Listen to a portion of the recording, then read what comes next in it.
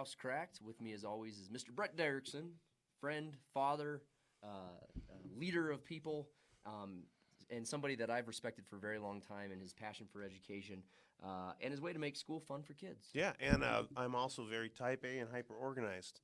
Said With nobody ever. With here is my good friend and somebody I look up to, Dr. Marcus Motorchannel, university professor, elite athlete, husband, dog owner. Wearer of hats. Wearer of hats. He has cats, dogs, and horses. But more than anything, he's the brains behind the operation. Thanks for being here, Marcus. What are we up to today? Well, I'm the something behind the operation. Yeah. No, it's something you and I have been talking about. Kind of on and off, and we did an episode on this in season 1, and frankly, we didn't do a good job in that episode because we were still learning what the hell we were doing.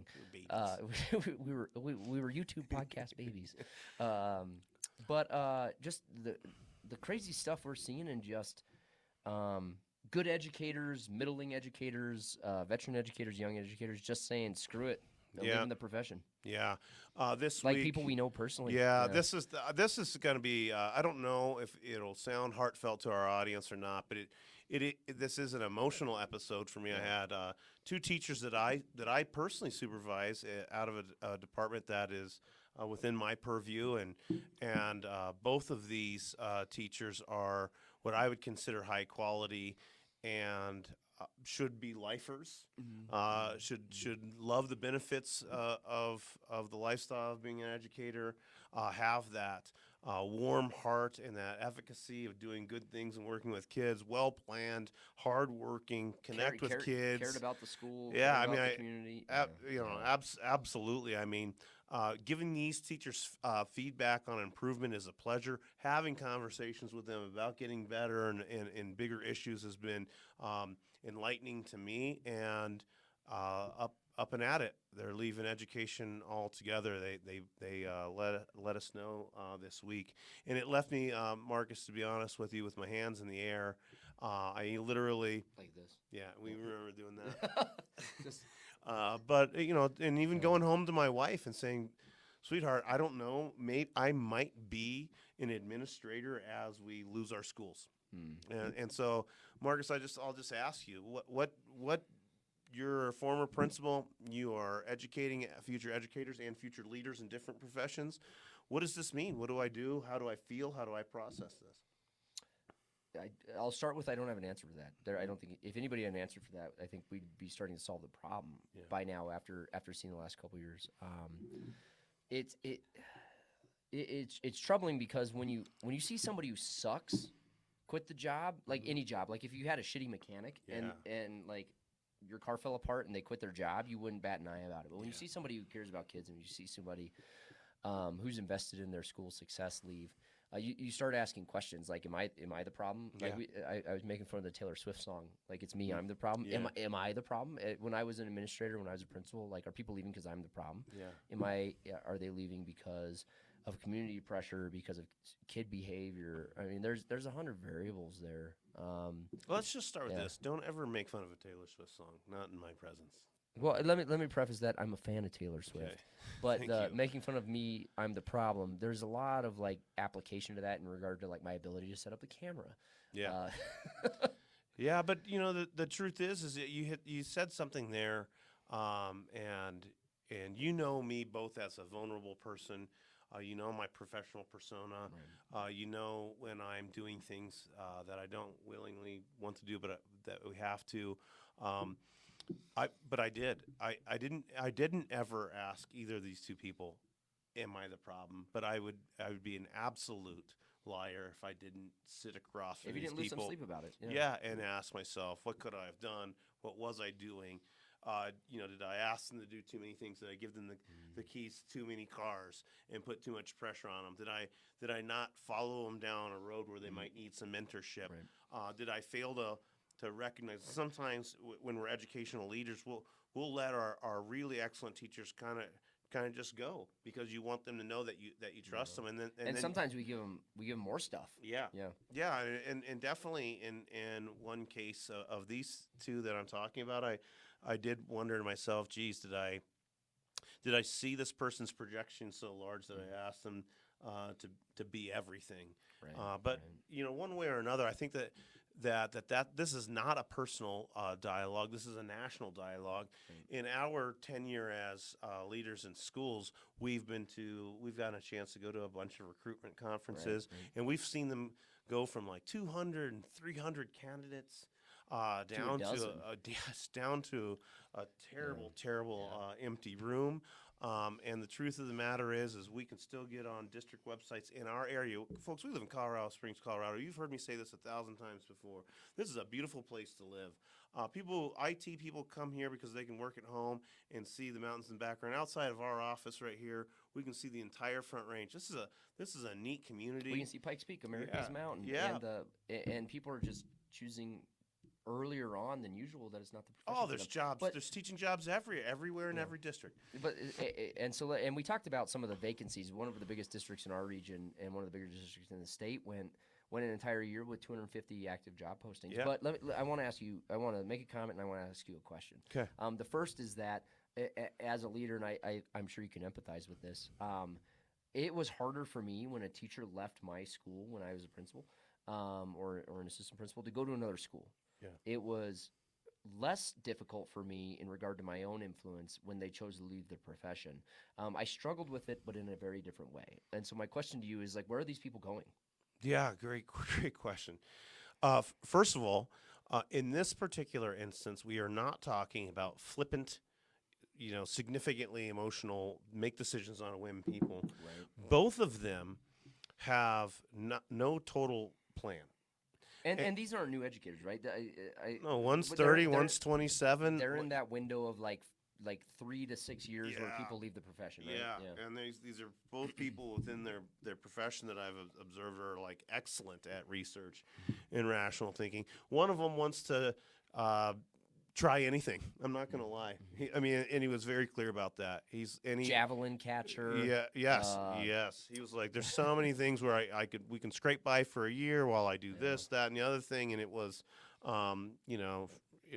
wage jobs to completely. But they both want. Here's the tough part. They both do want to stay in the region. I wouldn't bring this up if they're like, hey, we're going back to family, or where we came from, or we're having kids and we want to be close by aunts and uncles. No, they want to stay here. They just don't want to do this.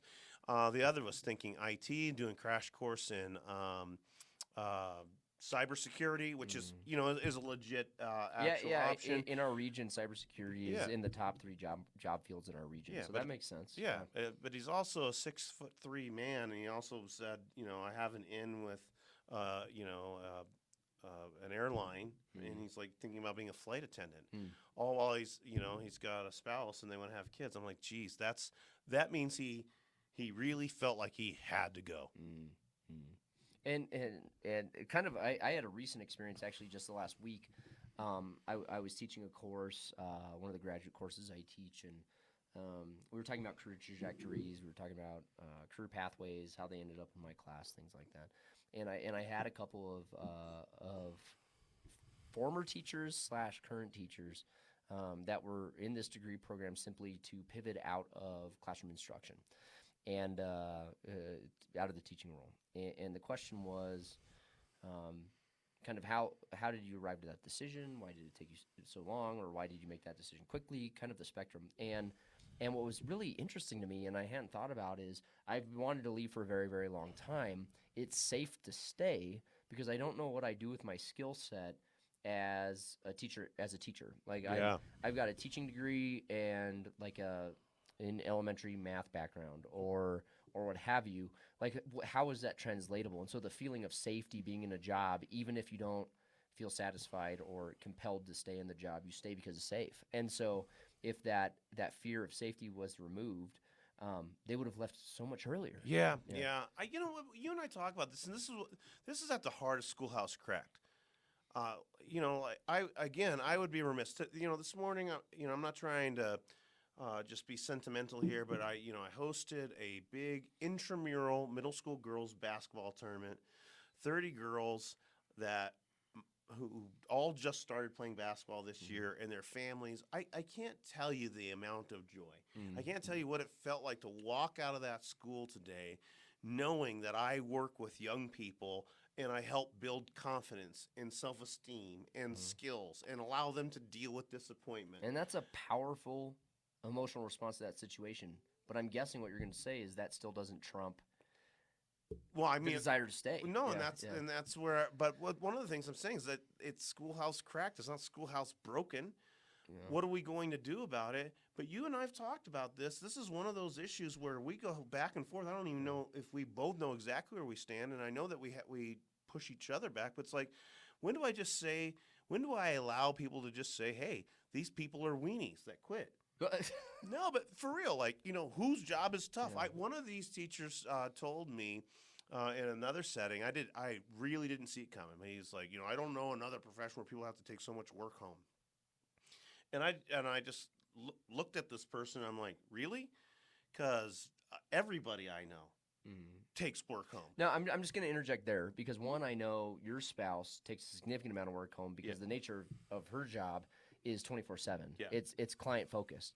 And my wife works in medicine, and she has to go home and make care plans for surgeries for the very next day that she's going to implement at 8 a.m. And those are people that are in high stakes economic fields and high stakes like medical fields. And so me taking home a couple papers to grade feels a little insignificant. No, Yeah. that's what I'm saying. I've never. My father is a physician. I would say I never got to see my father work with patients. What I did get to see my father do was paperwork and speak of his charts and his records and everything. I've got my brother and you've met my brother. He's a close friend of mine. But it's like, hey man, you want to come down and watch the football game? No, I have to finish this contract. Yeah. I mean, it's like there's I'm not putting down teachers.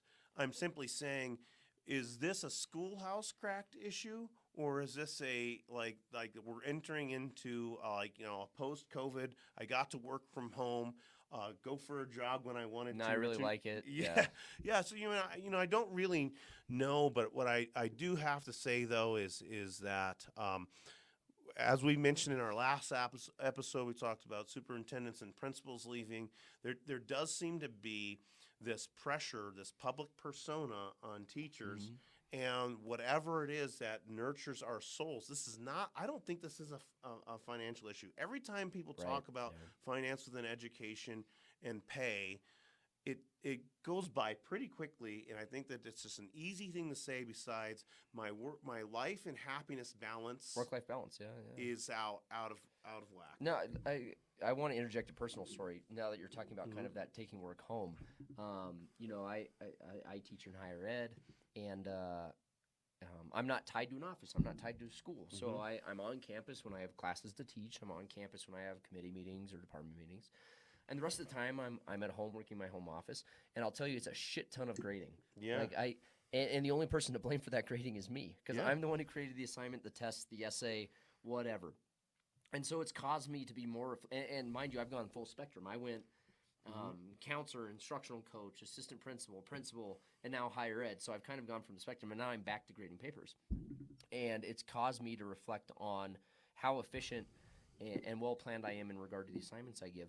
But regardless, it's still a shit ton of grading. And no matter what I do, inevitably, this morning a perfect example, I'm grading assignments and papers from 3 different classes. Mm-hmm. And I'm lesson planning for Monday's lesson. And it sucks at times, but – if I don't lose the end goal, if I don't lose the finish line for my site, like I know that my feedback is significant to student learning, and that I chose that assignment because I think it's significant to student learning. Yeah. But I'll tell you, I have to constantly remind myself of that.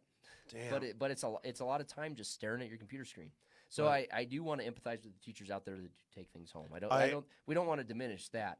No, and I have to, in fairness. Yeah. You describing that, because I was a classroom teacher for 18 years, you just made me feel really uncomfortable because I hated that so much. I mean, I used to, I really appreciate that sentiment, Marcus, because now I'm feeling closer to those 2 people who let go of the profession today, because I remember on a Sunday morning waking up, getting dressed for church, or thinking about watching the NFL or whatever it is that I enjoy, and just that acid reflux feeling that anything I did to enjoy myself on a Sunday was going to make my work week much harder.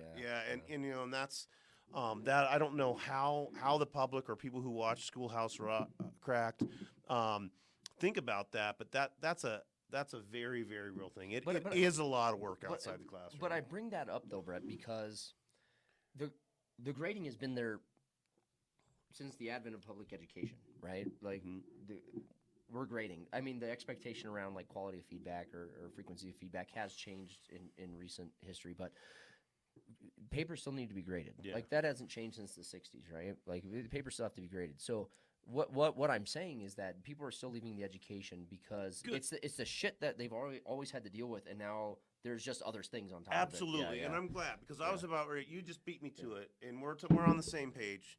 But let's change the paradigm. Here's the issue. Here's the difference between when I was teaching and what I'll be leading in 2 days on Monday.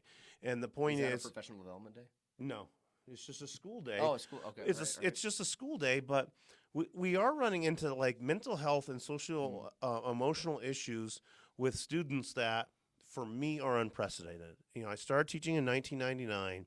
I was thriving in 2005. There's a Prince joke to be made there. Well done. Sorry, you got me. Caught me off guard. I love a deep laugh. The point, though, is by 2005, my hair was still on fire. By 2010, I was passionate about education, but had to find a new place.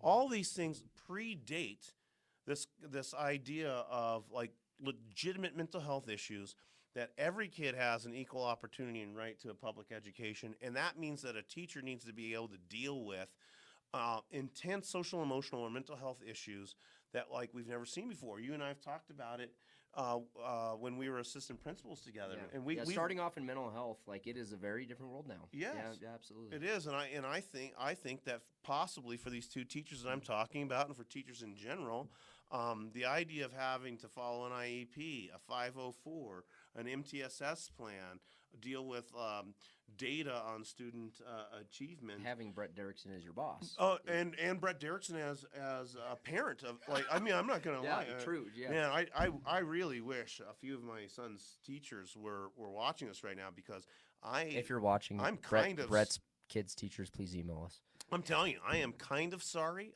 that I'm holding you accountable. It's a lot, though. Like what I'm asking for my children is for complete professionalism out of their teachers, and I know they're working hard. It's a twisted thing. Yeah. And so as we wrap up the episode, Brett, there's been a recent viral TikTok, and I know you're not on TikTok, and you barely use other social media platforms. Your wife is generally the one posting pictures of you. Yeah. But there's a viral TikTok right now of a teacher who, I think a teacher of maybe 8 or 10 years, if I recall correctly. She's been recording her experience leaving the profession of teaching and working at Costco. Yeah. And she's just kind of documenting the distinctions of leaving Costco, or of leaving public education, working at Costco. And anybody who's worked in the public service industry, and I know you have, and I know when I was in college, I worked in public service industry. That sucks. Like that is hard. So no, retail is bad. Retail services, like for the folks that are out there that work in retail services, like you have my heart. Like that. Yeah. People can be awful. And so to leave public education and she works in sales for Costco, like membership sales, like that's not an easy job. Like there's a lot of Karens out there and a lot of pissed people. Yes. And she's happy, and she's been doing Karens. it for approaching I think 8 months now, and she's documenting the distinction between her role in public education and her role at Costco, and it's caused a lot of vitriol in the community. People are saying teachers are soft, but then you have the retail industry saying, like, you don't go into retail if you're soft. And so I would argue, like, if you're choosing between two evils and you choose retail services, like that's telling of the current status and environment of public ed. So it is, and I love the story. You shared that with me. I need to look it up. I will say this, though. When I was sitting across from one of those teachers just 2 days ago, my final thought, out of total respect and reverence for this person, was, you're going to miss, as IT or a flight attendant, the true joy that you have efficacy, that your actions do have a have positive, a ripple effect across generations. yes, and I do respect this point of view, and I do respect this dialogue that's been generated from this lady who's gone from teaching to Costco. But I would like to check in a year from now, when you don't get those letters or those hugs or those high fives or those little bro shakes or The knucks. whatever it is. Teachers are extraordinarily important people. You're adored. We just did. These two people are leaving, and others will too. We just did all students. We had 90% of our students do a 9-question teacher school-related survey. Most of those questions were centered around learning and their teacher experience. Sure. And it actually turns out, despite all of those challenges, that our students love our teaching staff. And I would argue you're going to get probably the same results in any school you go to. So for the community out there watching and listening, send us your thoughts. Are you struggling with staying in the profession, leaving the profession, or having second thoughts? So send us your thoughts at schoolhousecracked@gmail.com. Comment on the YouTube channel at Schoolhouse Cracked. Be sure to download us on all the podcast channels. But let us know. We know it's hard. We've been in the classrooms, and I'm still grading papers, and it's not easy, and we can appreciate that. Our heart goes out to every single person spending every day devoted to kids. But what are you struggling with? What are you dealing with? Please weigh in, folks. We care about the parent point of view, the student parent point of view, the teacher point of view. We are asking for public dialogue. We're not asking for solutions. We're asking for your experiences, your thoughts, your questions. The point of this entire Schoolhouse Cracked episode and its entity in general is to get us all together talking about what we want out of our communities and our schools and our public education. So a single takeaway I would say, Brett, is if you're a teacher, know that you're still making a difference for the kids in your classroom. If you're a parent, please appreciate your teachers because they're still showing up every day trying to do the best they can for your kids. And if you're an administrator, stop giving them dumb shit and let them do the good things they do every day in front of kids. We love you. Yeah, this is Schoolhouse Cracked signing off. We'll see you in our next episode.